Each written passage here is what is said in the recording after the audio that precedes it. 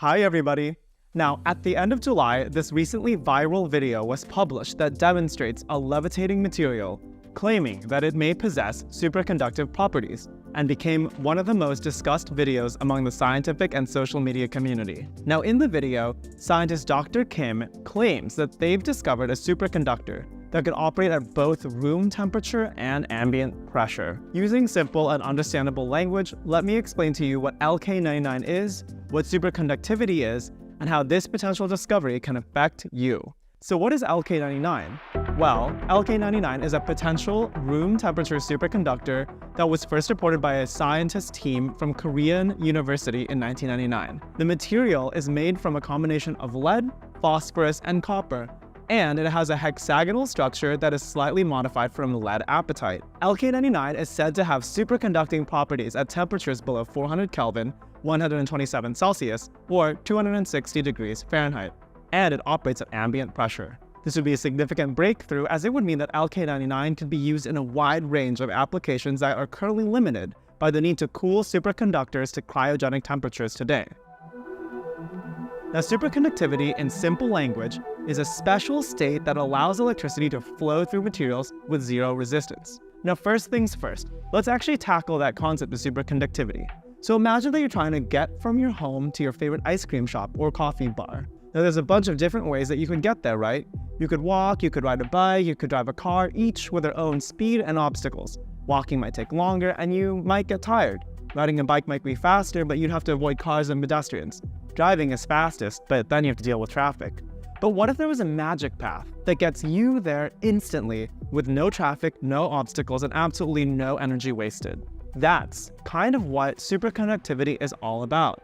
It's a special state that certain materials can get into, where electricity can sort of flow through them with zero resistance. Yeah, you heard me right, zero resistance. It's like the electrical current that has been given a VIP all-access pass, and it just zooms through with no problems at all. Cool, right?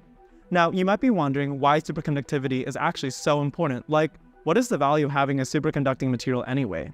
First, we need to understand what happens when electricity passes through a regular conductor like copper or silver. Now, there's a thing called resistance, which is sort of like the material's way of saying, hold up, not so fast.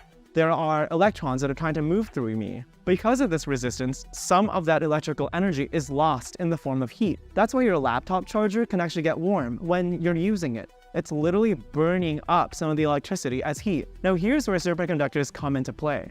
Imagine if you could tell those electrons, hey, no need to fight, just cruise on through. That's exactly what a superconductor does.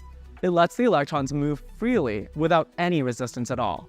This means that none of the electricity is lost as heat, and it's all used exactly where we want it. It's like having a super highway for electrons, where there are no speed limits, no traffic jams, and just smooth cruising all the way. Sounds pretty cool, right? But wait, it gets even better. Superconductors aren't just efficient, they're also super persistent. If you start a current flowing in a loop of superconducting wire, it can literally keep going for years, even decades, without any power source. It's like the Energizer Bunny on steroids. So why aren't we using some superconductors everywhere?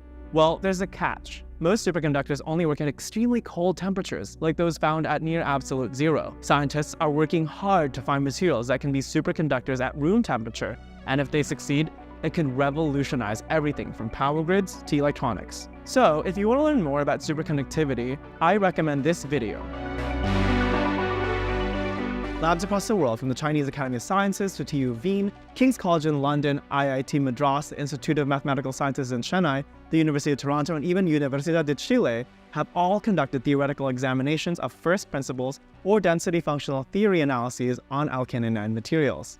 Now, in terms of creating the material, labs across China, India, and South Korea have also been actively replicating and experimenting to produce and test the Lk-99 material. Likewise, another civilian and engineer who works with Varda Space Industries, Andrew McCallop, has been actively experimenting with Lk-99 replication, making new samples.